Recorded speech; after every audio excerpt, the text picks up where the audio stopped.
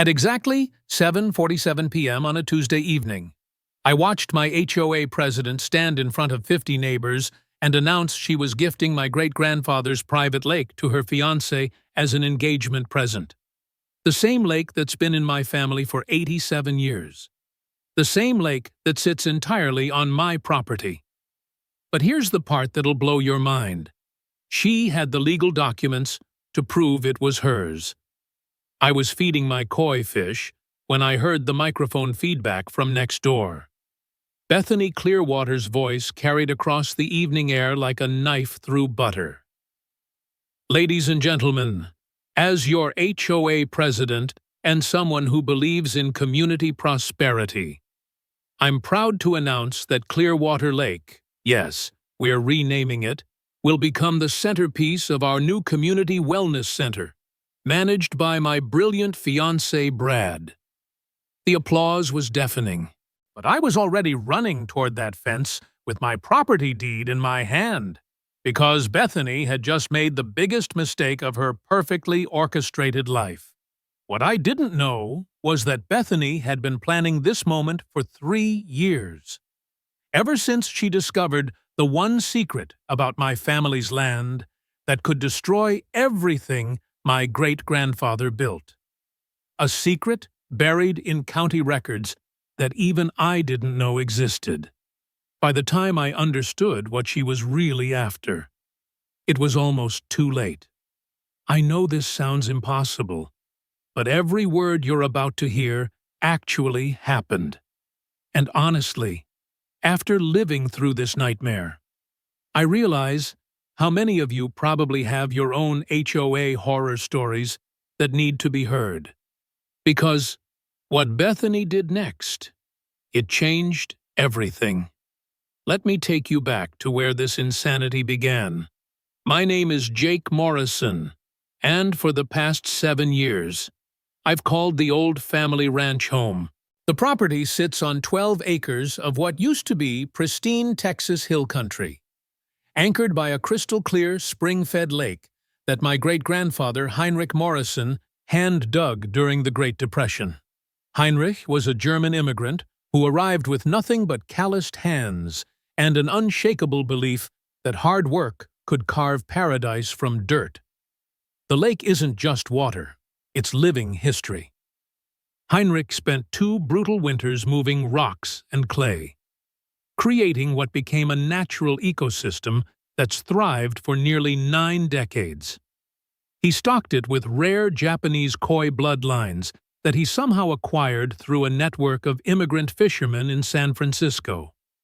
Some of those original genetics still swim in my lake today, their descendants worth thousands of dollars each to collectors worldwide. I inherited more than property when my grandfather passed. I inherited a calling. As a landscape architect and wildlife photographer, that lake became my outdoor studio, my meditation space, and my primary source of income. National Geographic featured my sunrise shots of great blue herons hunting along the shoreline. Wildlife documentaries showcased the intricate ecosystem my family had nurtured across generations. Every morning at 6 a.m. sharp, I'd walk down to feed the koi, watching the mist rise off the water while planning my day's shoot. The routine was sacred. Coffee first, then the short walk through the willow grove Heinrich had planted as a windbreak. The fish knew my footsteps, surfacing expectantly near the wooden dock my father built during his college summers. Feeding time was ceremony, specific pellets for different species, careful portions to maintain water quality, gentle observations to monitor their health. These weren't pets, they were living art, swimming genetic treasures that connected me to my great-grandfather's vision. But paradise has a way of attracting predators, and mine wore designer workout clothes and carried a clipboard like a weapon. Bethany Clearwater moved into the neighborhood 3 years ago, immediately establishing herself as the kind of person who counts grass blades to ensure compliance with HOA standards. At 42, She projected the polished perfection of someone who had transformed self-control into a religion. Her lawn was museum quality. Her mailbox positioned with surveyor precision.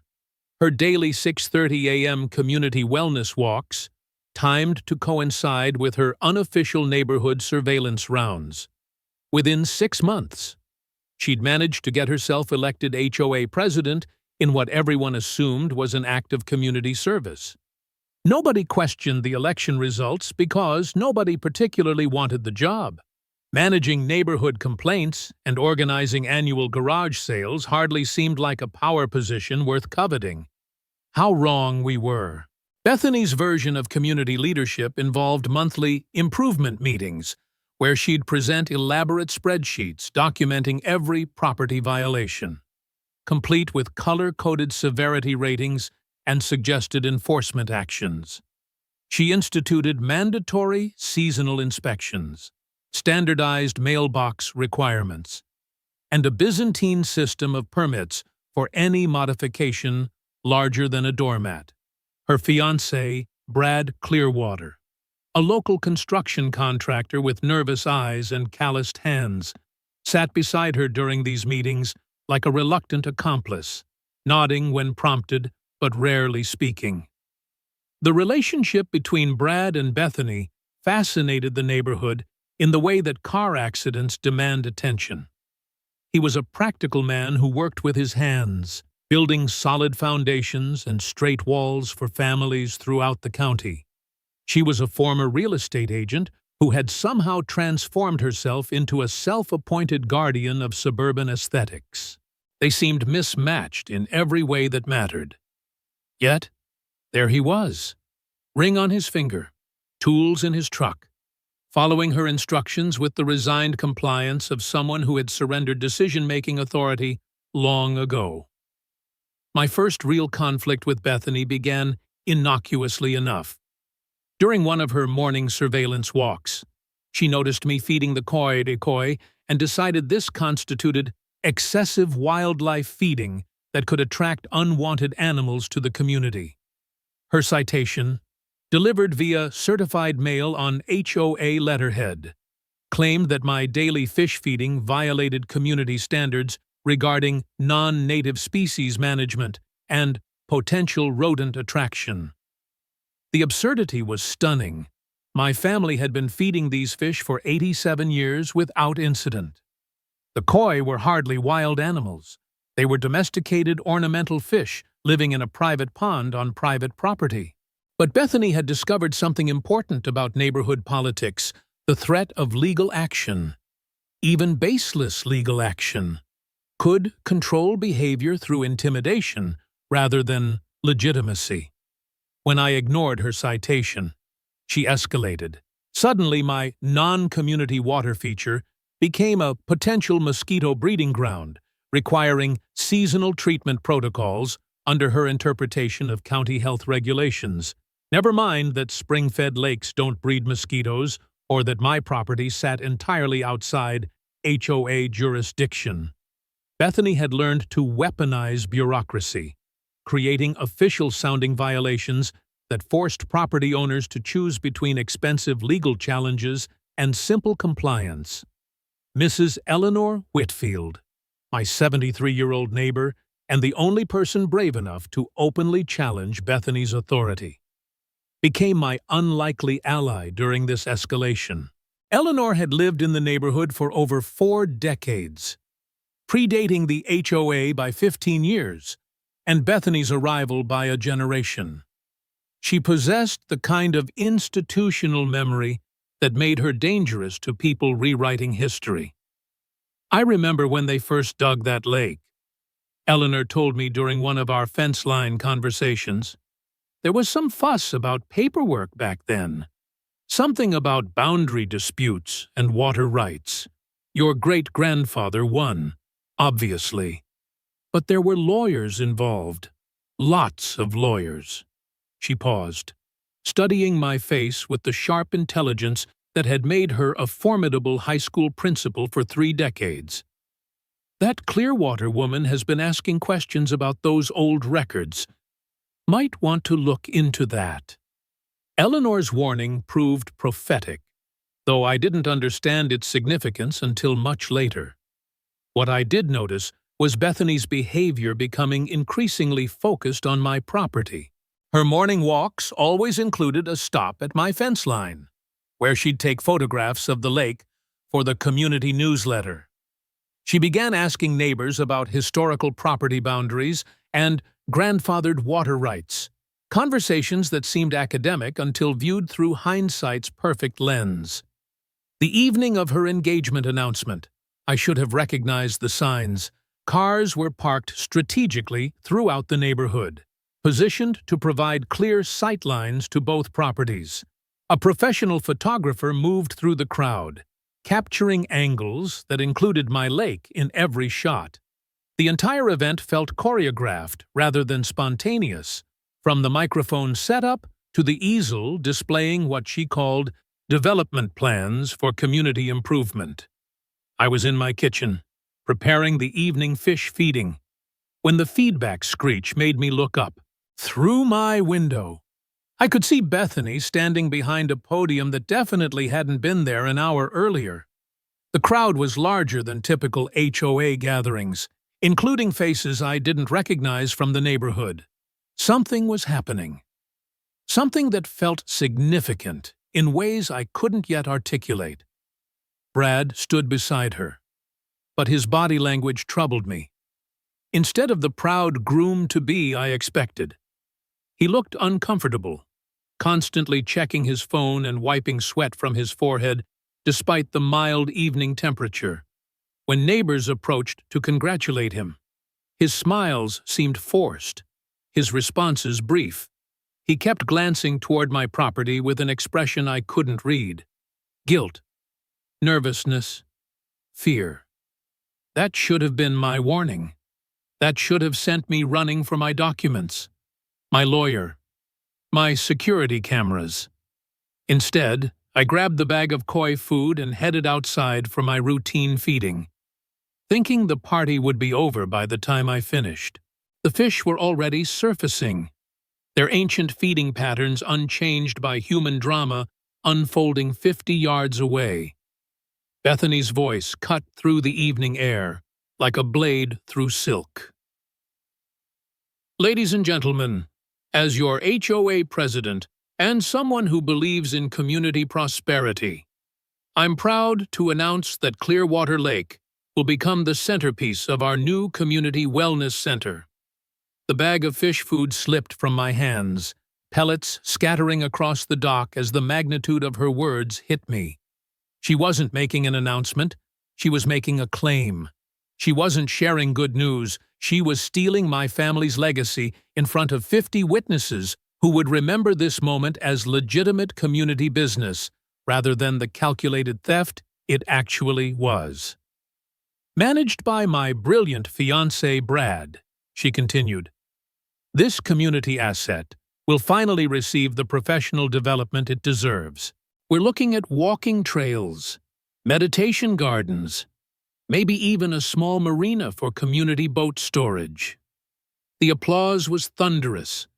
Neighbors who had admired my lake for years were clapping for its transformation into something commercial, something managed, something that belonged to everyone except the family who had created and maintained it for nearly a century. The cognitive dissonance was staggering. How could they not realize she was talking about my property? But I was already moving, already running toward the fence with my property deed clutched in my fist like a weapon.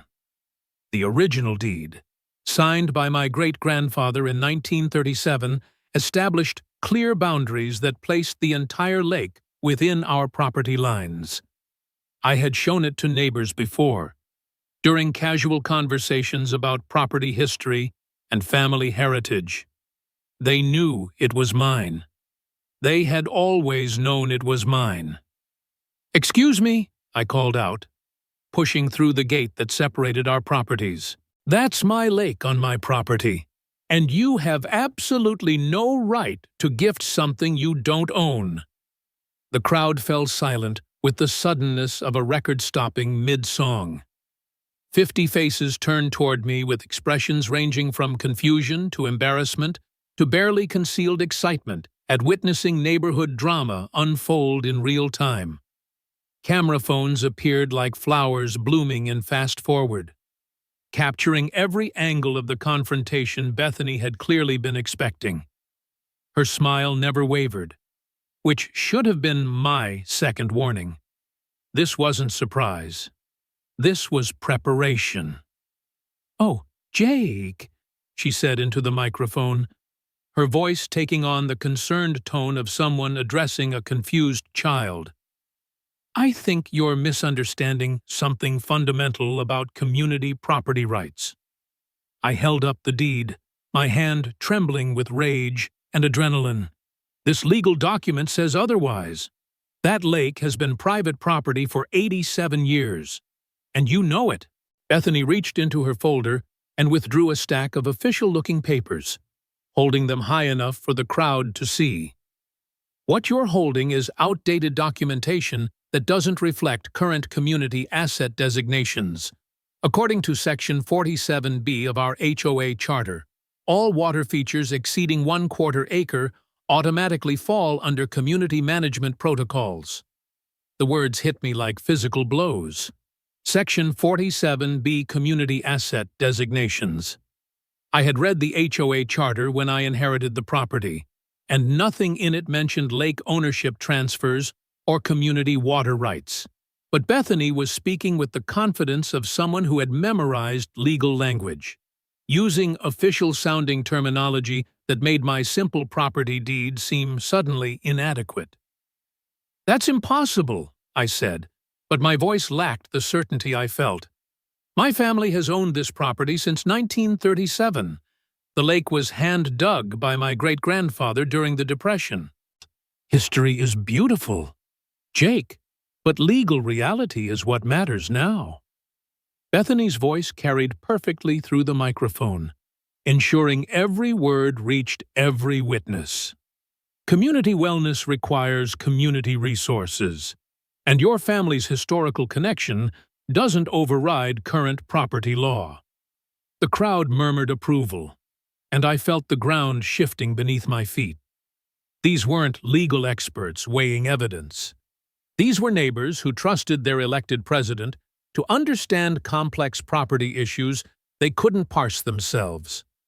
Bethany's confidence and official documents were trumping my emotional appeals and historical facts in the court of public opinion. That's when I noticed the security guards materializing from the crowd. 2 large men in black shirts, moving with the practiced efficiency of professionals who had been briefed on potential disruptions. They positioned themselves between me and Bethany, not threatening but clearly prepared to enforce whatever decision she made about my continued presence. "Security!" Bethany called out, her voice maintaining that concerned, regretful tone that suggested she was being forced into unpleasant but necessary action. "We have someone disrupting our community celebration. Please escort him back to his property so we can continue this wonderful evening."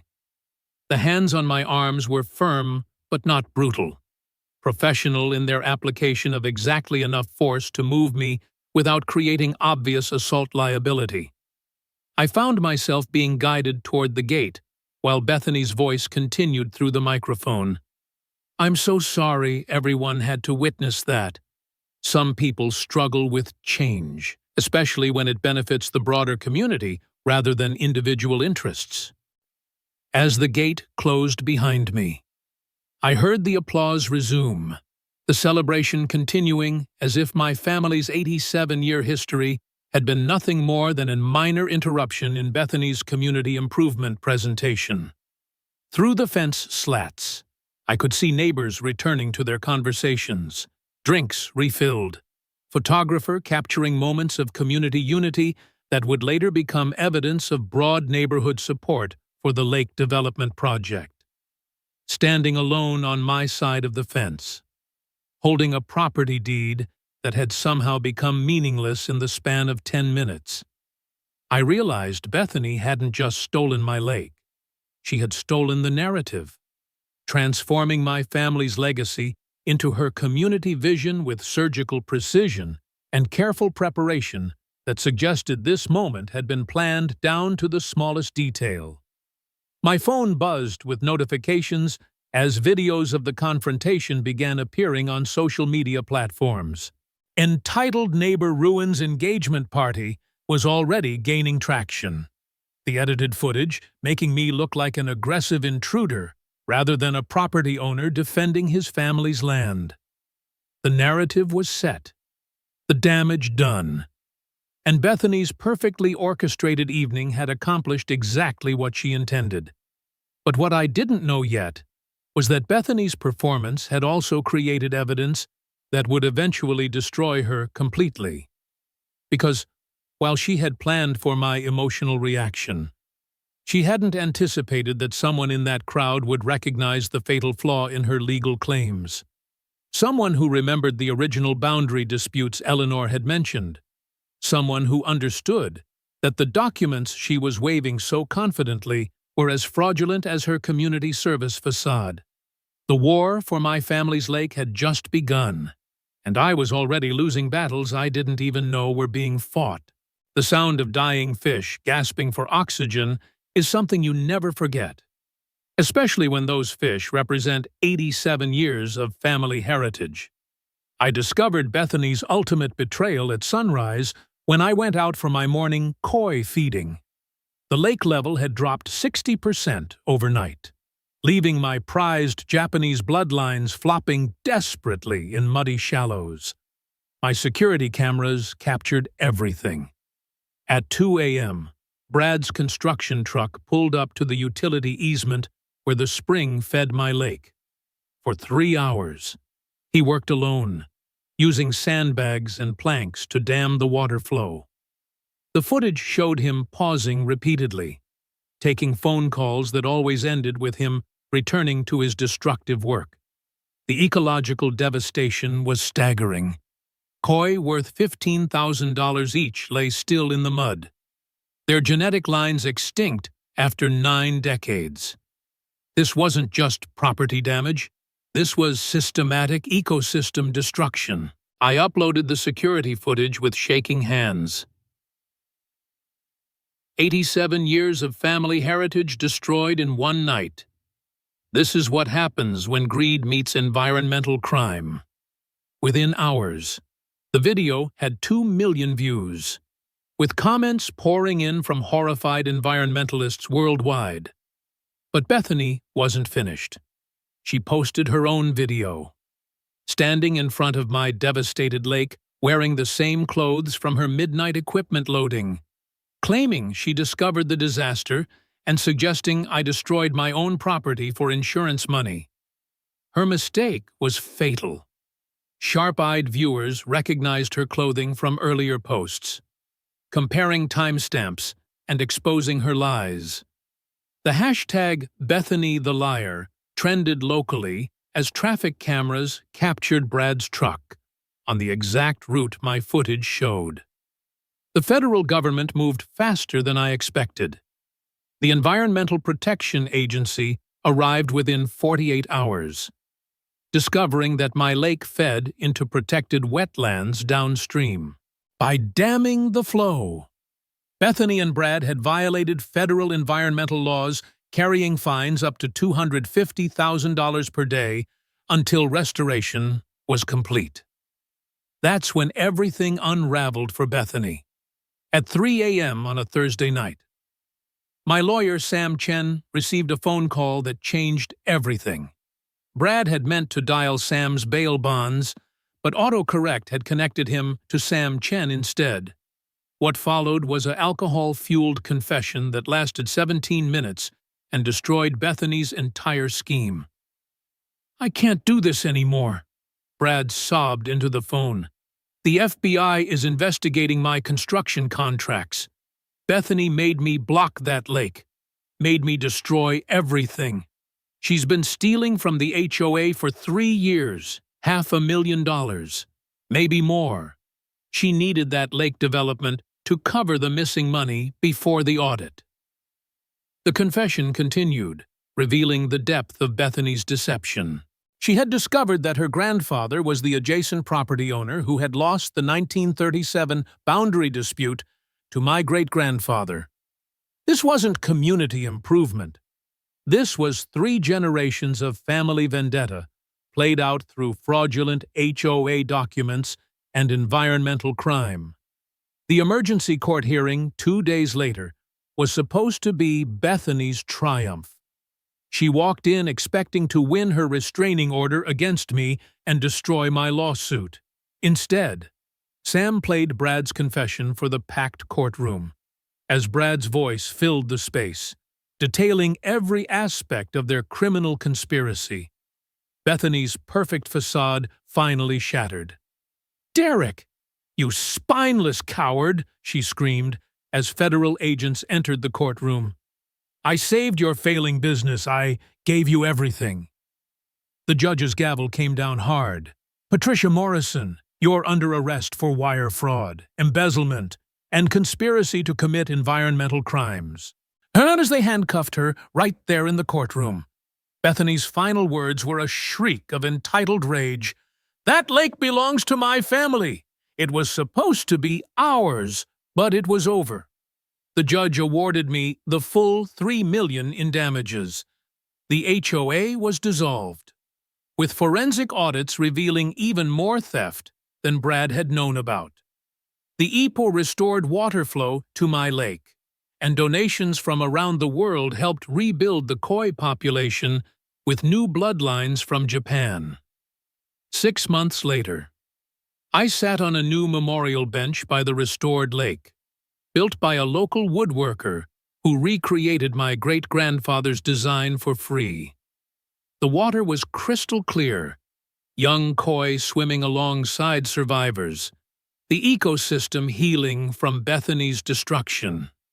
Bethany received 18 years in federal prison. Brad got probation for cooperation. My lake became a protected historical site, safe forever from such greed. But the story isn't over. Last week, I received a letter from Bethany's prison. The lake was never the real prize. Check your great-grandfather's war records. I still don't know what she meant, but this tale of family legacy and neighborhood warfare might have more chapters yet to be written.